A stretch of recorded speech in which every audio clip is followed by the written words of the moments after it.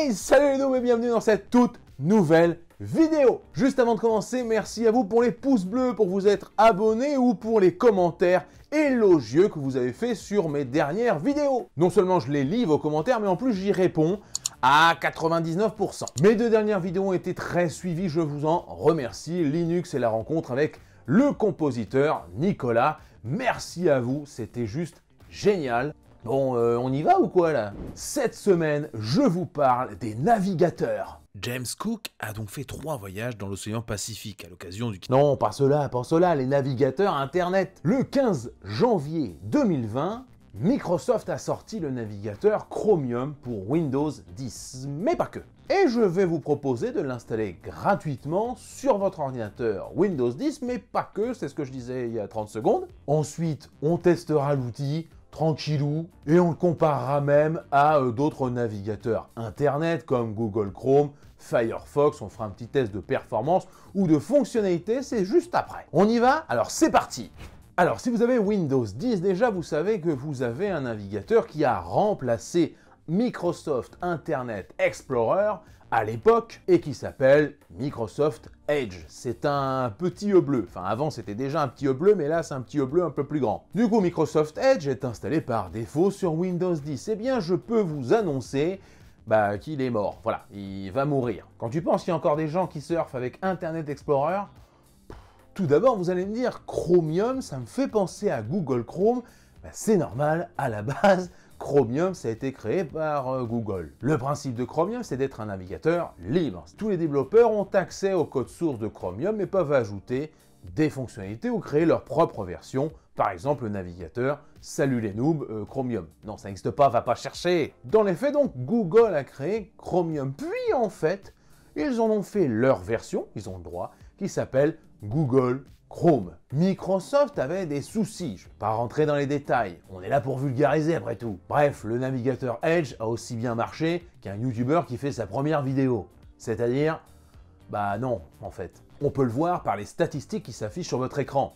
On voit bien que Edge, en fait, tout le monde s'en fout. De plus, avec le fait que la plupart des sites internet maintenant sont consultés aussi et surtout parfois sur smartphone, Edge était un petit peu à la bourre. Du coup, Microsoft a sauté le pas et a arrêté, entre guillemets, Microsoft Edge pour faire Microsoft Edge Chromium. On reprend la base d'un logiciel libre, Chromium, et on en fait sa propre version, Edge. Pour l'installer, voici un petit tuto très simple, mais alors là, il n'y a pas plus simple, ça se passe ici. Pour télécharger Chromium, c'est assez simple, je vous ai mis le lien en description, il y a juste à taper ceci, vous voyez que le lien est en français. Attention, vérifiez bien que vous êtes sur microsoft.com et pas un autre site un peu chelou.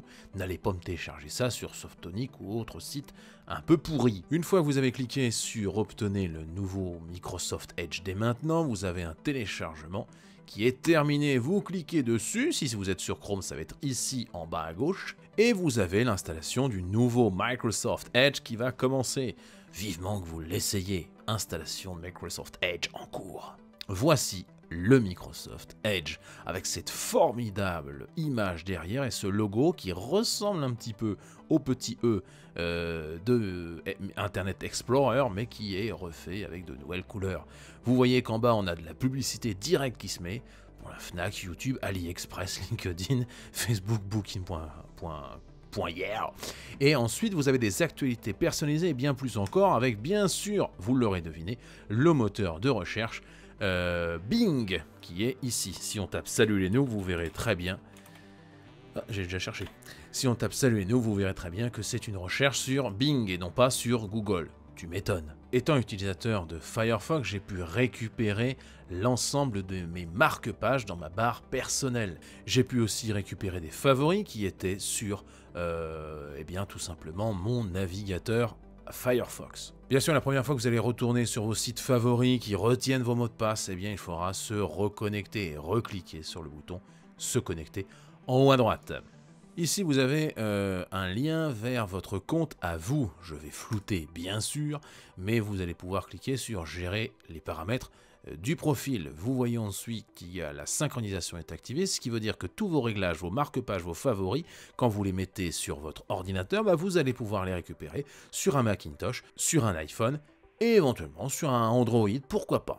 Cliquez sur gérer les paramètres du profil. Au moment où je fais cette vidéo, début février, on ne peut pas synchroniser l'historique, les onglets ouverts, les extensions ou les collections. Contrairement à Google Chrome qui a un petit peu parfois été critiqué par rapport au respect de la vie privée, Microsoft Edge intègre notre engagement envers la vie privée. Au niveau de l'apparence, vous pouvez personnaliser le thème en mode clair ou en mode sombre. Je vous avoue que le mode sombre, je m'y suis pas encore fait, je vais rester en mode clair. Vous pouvez aussi choisir d'ouvrir un nouvel onglet dès que vous arrivez sur le navigateur, reprendre là où vous êtes arrêté, bref, vous pouvez paramétrer le démarrage. Alors que vaut le navigateur Chromium? Je vous propose tout de suite d'installer quelques add-ons, quelques nouvelles fonctionnalités pour voir si elles s'interfacent bien avec Edge Chromium. Je vous propose d'aller installer quelques petites extensions, ça va se passer ici en haut à droite, ceux qui sont sur Google Chrome vont retrouver leur petit et vous allez pouvoir cliquer ici sur extensions. Dans les extensions, je conseille vivement autoriser les extensions provenant d'autres magasins. Faites gaffe à ce que vous faites, ne m'installez pas des virus de partout, mais en tout cas, ça permet quand même d'installer des extensions qui vous plaisent vraiment. Voici quelques-unes des extensions qui sont désormais disponibles. Moi personnellement, j'utilise beaucoup l'extension qui me bloque un certain nombre de pubs, AdBlock ou uBlock. Bon, est-ce qu'on a AdBlock? Ouais, AdBlock plus bêta.